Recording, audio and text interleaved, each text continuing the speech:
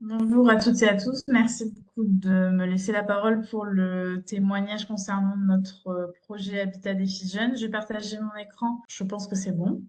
Tout le monde voit bien. Très bien. Parfait. Moi, je suis Perrine Béag, je suis chargée de mission à l'Union régionale pour l'habitat des jeunes Hauts-de-France. Donc, je vous fais une petite présentation rapide de l'URAGE. Donc, l'URAGE Hauts-de-France, en fait, c'est une association loi 1901, tête de réseau de l'habitat des jeunes, issue du mouvement d'éducation populaire. On regroupe 15 associations adhérentes qui gèrent en fait des résidences habitat jeunes qu'on appelait anciennement les foyers de jeunes travailleurs. 15 associations qui sont situées sur plusieurs départements de la région, donc le Nord, le Pas-de-Calais, l'Oise et la Somme, donc 4 sur 5. Les résidences habitat jeunes, ce sont des logements pour des jeunes âgés de 16 à 30 ans, de tout parcours, puisqu'on souhaite favoriser la mixité au sein de nos résidences. Donc, on peut avoir de jeunes actifs, de salariés, CDI, CDD, apprentis, alternants, formation, des jeunes demandeurs d'emploi, des jeunes étudiants, des jeunes scolarisés ou des jeunes notamment issus de l'aide sociale à l'enfance, en contrat engagement jeune. Voilà, on a une diversité de publics au sein de nos résidences. On reste quand même des logements temporaires puisque les jeunes peuvent y loger à partir d'une nuitée jusqu'à 2 voire 3 ans maximum. L'idée après, c'est de les accompagner vers du logement de droit commun. Et donc, la particularité de nos résidences, c'est qu'au sein des lieux de vie des jeunes, il y a des équipes socio-éducatives et pluridisciplinaires qui accompagnent à la fois individuellement les jeunes sur leurs projets professionnels, mais aussi sur leurs démarches administratives, par exemple. Et elles proposent aussi, ces équipes, des animations de temps collectif autour de plusieurs thématiques, le logement, la santé, la mobilité, l'écologie, pour favoriser leur émancipation et l'insertion socio-professionnelle des jeunes. Donc nous, en tant que tête de réseau, on est une petite association puisqu'aujourd'hui, on est 2 salariés à temps plein. C'est le cas depuis 2019. Avant, on était encore plus petit, on n'était que un. Donc voilà, une petite association. Et nos missions principales, c'est surtout représenter nos adhérents auprès voilà, des pouvoirs publics, des partenaires, de faire un plaidoyer du projet Habitat Jeunes, d'accompagner les équipes professionnelles qui, eux, accompagnent les jeunes, ont les outils. Voilà, c'est principalement nos différentes missions. Donc du coup, nous, on a été partenaire associé du projet Habitat des filles jeunes qui a été financé par le programme Interreg 5, donc France, Wallonie et Flandre. Les dates du projet, c'est avril 2018, décembre 2022, en sachant qu'on était sur la période Covid, donc il y a eu une année de prolongation en raison voilà, de l'année Covid et de l'arrêt des activités dans le cadre du projet. Et moi, j'ai personnellement participé au projet à partir de mai 2021, à mon arrivée à l'Urage Hauts-de-France.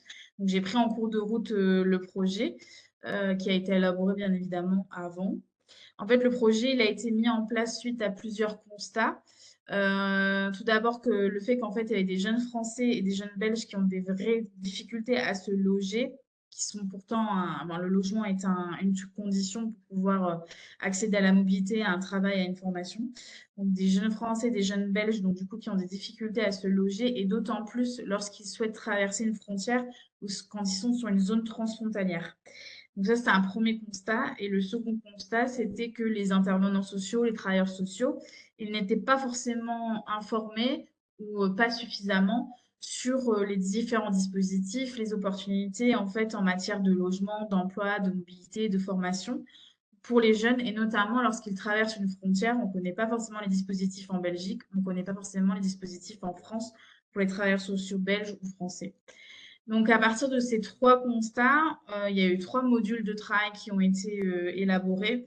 Un module formation qui est plus en fait sur des temps d'échange et de formation des travailleurs sociaux sur ces différentes thématiques et en lien avec les jeunes. Un module emploi qui a permis de créer une cellule économique transfrontalière entre la France et la Belgique autour de l'utilisation du bois et avec la participation des jeunes. Et un module mobilité qui a intégré en fait la création d'un site internet qui a permis en fait d'avoir des informations pour les jeunes lorsqu'ils souhaitent travailler en France ou s'installer en France et inversement ceux qui souhaitent s'installer en Belgique. Voilà, c'était ces trois modules de travail qui ont été créés au cours du projet. Et donc là, par exemple, là, je vous mets une petite photo. En fait, c'est la cellule économique. En fait, c'est des jeunes Français, des jeunes Belges qui ont participé à des design challenges. Donc, en fait, ils avaient pour objectif de créer des équipements d'habitat un peu mobiles dans des logements très petits. Donc, ils ont créé des tables de chevet assez modulaires, etc. Donc, ils ont travaillé ça dans des ateliers à l'étape qui se trouve à Tournai et chez Arcadis qui se trouve à Roubaix. Voilà. Donc, on peut voir voilà, ce type avec des jeunes ce type de mobilier. En termes de partenaires, on a été pas mal de partenaires. On a d'abord Habitat et Participation qui travaille autour du logement et de l'habitat sur plusieurs thématiques, qui est chef de file en Belgique, qui se trouve, je crois, à Louvain-la-Neuve, si je me rappelle bien. Arcadis, qui est une association qui gère des résidences habitat jeunes notamment, et un atelier chantier d'insertion à Roubaix, donc un partenaire financé. Reloja, qui est une association belge située sur Charleroi, qui fait beaucoup de logements, en fait, qui rénove en fait des logements insalubres pour pouvoir y loger des personnes défavorisées. L'Institut social de Lille, l'ISL, qui est un partenaire aussi financé en France, qui est un institut de formation pour les travailleurs sociaux, rattaché à l'Université catholique de Lille. La Haute École de Louvain en Hainaut, c'est aussi une école sociale hein, qui forme les travailleurs sociaux, partenaire financé en Belgique. Les deux partenaires associés, donc l'ETAP, qui est située à Tournai, et qui gère en fait une maison qui accueille des personnes sans abri, et nous, le Rajo de France, partenaire associé. Voilà pour tous les partenaires. Nous, on s'est positionné en tant que partenaire associé. Pourquoi? Parce qu'en fait, à la base, les partenaires que vous avez vus, c'est une collaboration de longue date. Le Rajo de France, Reloja, Habitat et Participation, l'Étape se connaissent depuis de nombreuses années. On a déjà travaillé ensemble sur des projets de coopération européenne territoriale, transfrontalière, notamment dans le cadre d'autres programmes Interreg.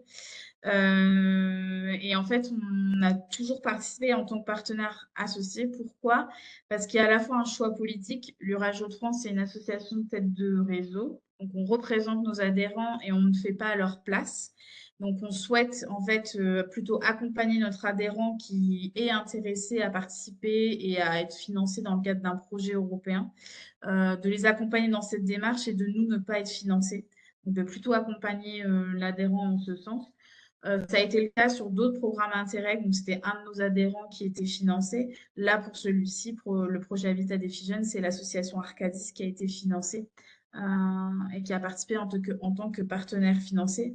Ça fait d'autant plus sens de notre côté que nos adhérents accompagnent directement des jeunes, les accueillent, les accompagnent, les logent. Nous, c'est pas le cas. Donc, on trouvait ça plus intéressant que ce soit eux qui soient partenaires financiers et non partenaires associés. C'est aussi un choix RH et financier parce qu'on est une petite association. À la base, on était un salarié en 2019. En 2021, on est passé à 2 salariés. Participer à un projet européen ou de coopération européenne, ça nécessite un engagement assez fort, une implication forte qui est tout à fait intéressante, mais qui nécessite voilà, cette implication. Et du coup, nous, on n'était pas encore prêts en termes RH de pouvoir voilà, s'impliquer amplement en tant que partenaire financier ou chef de file. C'est pourquoi on a préféré rester en partenaire associé. Pareil pour l'assise financière. Parfois, il faut faire des avances de trésorerie, de fonds pour la mise en œuvre du projet. Il faut chercher des cofinancements. Du coup, on n'était pas non plus assez solide à ce moment-là pour se positionner en tant que partenaire financier. Et ça nécessite, voilà, comme nous le disait, une ingénierie, des compétences particulières en termes de mise en œuvre, de suivi, d'évaluation d'un projet européen que nous n'avons pas encore. Et on souhaitait continuer voilà, en termes de partenaires associés pour pouvoir stabiliser nos compétences sur le sujet, notre RH, notre assise financière. Donc voilà, c'est un peu nos différentes raisons qui ont fait qu'on s'est impliqué en tant que partenaire associé. Néanmoins, on a eu une implication assez forte qui est due à cette confiance entre les différents partenaires du projet, parce qu'on travaille depuis longtemps ensemble. Et du coup, l'Étape et le Rajon de France se sont beaucoup impliqués en fait sur ce projet Habitat des filles jeunes. Nous, en l'Étape, eux, ont beaucoup travaillé bon, sur le module économie. emploi, donc avec la cellule économique, les Design Challenge, parce que chaque partenaire s'est positionné sur un module avec des activités à mettre en place. Et nous, on s'est plutôt positionné sur le module mobilité avec l'activité Par l'Europe Jeune. Donc, on a été pilote de cette activité. En fait, c'est des jeunes Français et des jeunes Belges qui se sont rencontrés en France et qui ont pu échanger sur leurs problématiques, leurs idées, leurs préoccupations en lien avec différentes thématiques, donc l'emploi, la mobilité, le logement et la formation. On les a filmés pendant ce week-end avec leurs plaidoyers et leurs préoccupations. On a créé 4 capsules vidéo et on est allé au Parlement européen à Bruxelles avec ces jeunes, rencontrer 3 députés européens qui ont visionné chaque capsule vidéo et qui ont pu échanger avec les jeunes sur leurs pistes d'action, sur leurs préoccupations. Donc voilà, donc c'était ces petits ateliers-là où là on les sensibilisait à l'Union européenne, hein, mais on travaillait sur ce sujet-là, donc c'est l'activité par l'Europe Jeune. Et là on était devant le Parlement européen à Bruxelles en novembre 2022 et donc on a pu rencontrer 3 députés avec les jeunes et discuter avec eux pendant 2 heures à peu près. Voilà. Donc nous, on a été pilote de cette activité-là. En plus de ces activités, on pouvait participer aux différents COPIL, aux réunions de suivi, de mise en œuvre du projet, aux événements des autres activités du projet. Donc les gros événements, on y était associés aussi, à la rédaction des rapports aussi. Donc moi, je rédigeais plutôt la partie sur l'activité par l'Europe Jeune. On était tout le temps intégrés aux réunions stratégiques d'élaboration, de mise au point en fait du projet, hein, quand il fallait le rediriger des fois. Voilà, on avait toute notre place en tant que partenaire associé au même niveau que un partenaire financier. La seule différence aussi, c'est qu'on participait pas aux réunions COMAC, qui sont les comités d'accompagnement, qui se font avec les services de l'Union européenne, qui est uniquement pour les chefs de file et les partenaires financiers. Parfois, exceptionnellement, je crois que la dernière, elle était ouverte aux partenaires associés pour une fin de projet, mais les autres, c'était pas le cas. Euh, voilà. Euh, Qu'est-ce que je peux dire d'autre? Nous, en fait, on a vraiment voulu s'impliquer dans ce projet Habitat des filles jeunes parce qu'on souhaitait toujours accompagner notre adhérent, donc être toujours en appui à lui pour la mise en œuvre de ses activités à lui. On voulait aussi mieux connaître les procédures de financement européen et notamment la mise en œuvre de projets européens. Donc, c'est pour ça qu'on s'est aussi beaucoup intégré et impliqué dans ce projet, même si on est partenaire associé. Et en fait, ça faisait sens par rapport aussi à nos missions. C'est-à-dire que nous, on a un observatoire du public jeune, on accompagne nos équipes. Donc, toutes les activités qui étaient mises en œuvre dans le cadre du projet Habitat des filles jeunes faisaient sens, étaient complémentaires avec nos missions à nous en tant que tête de réseau. Donc, c'est aussi pour cette raison qu'on a souhaité s'impliquer à 100%. Et je rappelle aussi, c'est que voilà, cette implication, elle s'est faite parce que il y a une vraie relation de confiance avec les différents partenaires du projet et qu'on se connaît depuis longtemps et on a pu bien travailler ensemble. Euh, voilà, ça nous a aussi permis de réfléchir à aller sur des projets européens en tant que partenaire financier. Donc là, je vais plutôt en parler sur les bénéfices. Donc nous, ça a été très enrichissant d'être partenaire associé, notamment le fait d'avoir pu mener en fait une activité autour de la participation des jeunes, donc avec Par l'Europe Jeune. C'est quelque chose qu'on n'avait jamais mené. On a testé et on a été très content de l'avoir fait parce que ça a porté un peu ses fruits. Donc c'était assez intéressant de pouvoir le copiloter avec d'autres partenaires.